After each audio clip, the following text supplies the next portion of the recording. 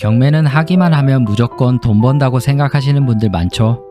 경매는 싸게 사는 건데 돈을 왜 잃어 생각하실 수 있는데 경매로 돈을 잃는 경우는 보통은 입찰자 실수로 인해서 발생하게 됩니다. 보증금을 날리는 경우인데 실수했다고 봐주지 않습니다. 법원이 보증금을 돌려주거나 하지 않는다는 거죠. 오늘은 경매 초보자분들이 많이 실수하는 3가지에 대한 영상을 준비했습니다. 이 영상 하나만 보셔도 보증금을 날리는 실수는 확 줄어드실 테니 영상 끝까지 시청해주세요. 바로 시작하겠습니다. 경매 실수 첫 번째는 입찰 금액을 잘못 적어내는 경우입니다. 경매 입찰 당일 법원에 가면 정신이 하나도 없거든요. 그러다 보니 입찰표를 작성할 때 입찰 금액에 0을 하나 더 적어내는 사람들이 있습니다. 무슨 이런 실수를 하냐라고 할 수 있는데 안타깝지만 생각보다 많습니다. 여기 한번 보시죠. 최근에 있었던 사례인데요. 감정가 3억 9천짜리 아파트를 31억에 낙찰받아 버립니다. 이분은 아마도 3억 1천을 썼을 거예요. 근데 실수로 0을 하나 더 쓴 거죠. 최고가 매수 신고를 한 거라 낙찰입니다. 30억 잔금을 내거나 내지 못하면 3천만 원 가량의 보증금을 잃게 됩니다. 처음에 이분은 입찰하면서 3천만 원 정도의 수익을 생각했을 겁니다.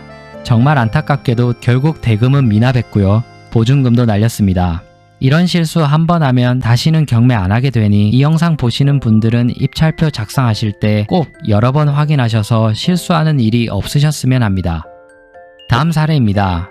0을 하나 더 쓰는 실수를 많이 하다 보니 그런 실수를 안 하려고 앞에 빈칸을 사선으로 막고 쓴 경우입니다. 이렇게요. 1억 9,800을 입찰하려고 했던 것 같은데 앞에 사선이 다 1로 인정되어서 1111억의 낙찰을 받게 된 것이죠. 좀 황당한 경우인데요. 보통 단위 실수를 하지 않기 위해서 빈칸에다 X 표시나 역슬래시라고 하나요? 이거는 허용이 되거든요. 근데 사선은 1과 비슷하게 생겨서 안 된다고 합니다. 다행히도 이후 결과를 보니 이런 경우는 애매해서 그런지 보증금을 몰수하지는 않았습니다. 하지만 입찰은 정상 처리될 수 없으니 초보분들은 입찰 가격을 작성하실 때는 그냥 전날에 미리 작성하고 가시길 추천드립니다. 경매 실수 두 번째는 권리 분석을 잘못한 경우입니다. 바로 사례를 보시죠. 11차까지 유찰이 되었는데요. 이렇게 유찰이 많이 된 거는 뭐가 있어서 그런 거거든요. 왜 그런지 권리 분석을 해보겠습니다. 가압류가 말소기준 권리인 강제경매 사건이고 말소기준 권리 아래로는 모두 배당되어 소멸되는 물건입니다. 전입일이 2018년 11월 6일로 말소기준 권리인 2019년 11월 25일보다 앞서기에 대항력을 갖추고 있고 확정신고를 2018년 10월 22일에 했기 때문에 대항력을 갖춘 날과 확정일 중 늦은 날짜인 2018년 11월 7일 0시에 배당도 받을 것으로 예상됩니다. 보증금이 1억 6천이 있는데 배당 신청도 했고요. 등기부 현황을 보면 국세, 지방세 등의 조세 채권이나 최우선 변제 대상인 임금 채권도 없습니다.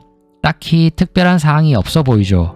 근데 정말 안타깝게도 이 물건은 임차인이 배당 요구 종기일 이후에 배당 요구를 했습니다.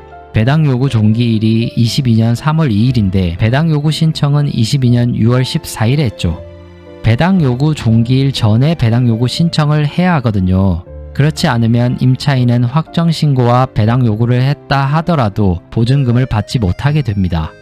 대항력을 가진 임차인이 보증금을 배당받지 못하니 낙찰자가 보증금 1억 6천을 인수해야 하는 것이죠. 보시면 첫 번째 입찰자가 실수를 했죠. 2억에 들어갔는데 보증금 1억 6천을 추가 인수하게 되면 실제 금액은 3억 6천이죠. 감정가보다도 8천이 높은 상황입니다. 당연히 미납을 했고 보증금 날린 겁니다. 이런 실수가 4차, 7차, 8차에도 동일하게 계속 일어났습니다. 그리고 11차가 되어서 금액이 내려올 만큼 내려와서야 4,700의 낙찰을 받아갔습니다.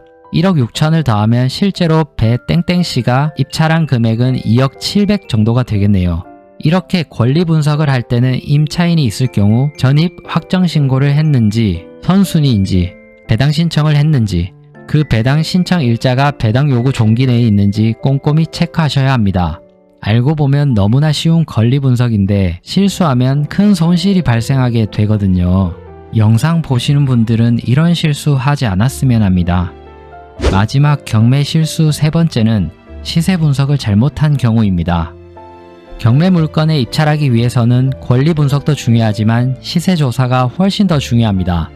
우리가 경매를 하는 이유가 결국은 일반 매매보다 저렴하게 취득해서 낙찰과 동시에 바로 수익을 내는 것이기 때문이죠. 만일 이 시세 조사가 잘못되면 시세보다 비싸게 사는 경우가 발생하게 됩니다. 다음 사례 한번 보실게요. 감정가 5억 9천 물건을 2차에 5억 5천에 받아갔네요. 인수할 권리가 없는 상태에서 언뜻 보면 4천 정도 저렴하게 잘 받아간 것 같죠? 그런데 차순위는 4억 7천입니다. 2등이랑 무려 8,600만원 차이가 납니다. 이러면 낙찰자는 아찔하죠? 당시 시세를 한번 살펴볼게요. 아실로 가서 실거래가를 조사해보면 로열층이 5억 8천 정도에 거래된 것이 보입니다. 경매 물건은 2층이니 5억 8천보다는 더 낮아야 하겠죠.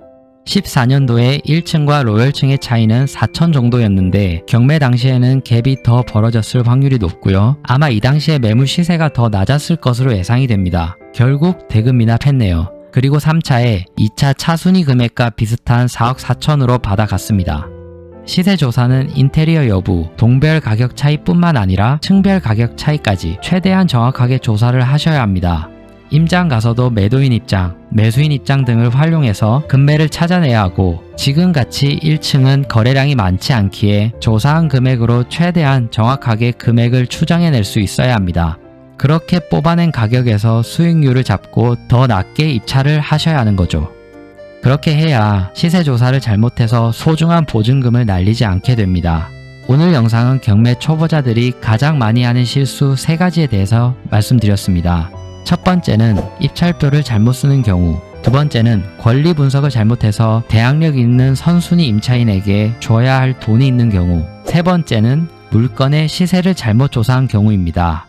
저도 초보 시절에는 입찰표를 잘못 쓰거나 권리 분석을 잘못할까봐 조마조마했는데 이건 계속 하다 보니 요령이 생기더라고요. 지금은 시세 조사를 하는데 시간을 가장 많이 할애합니다.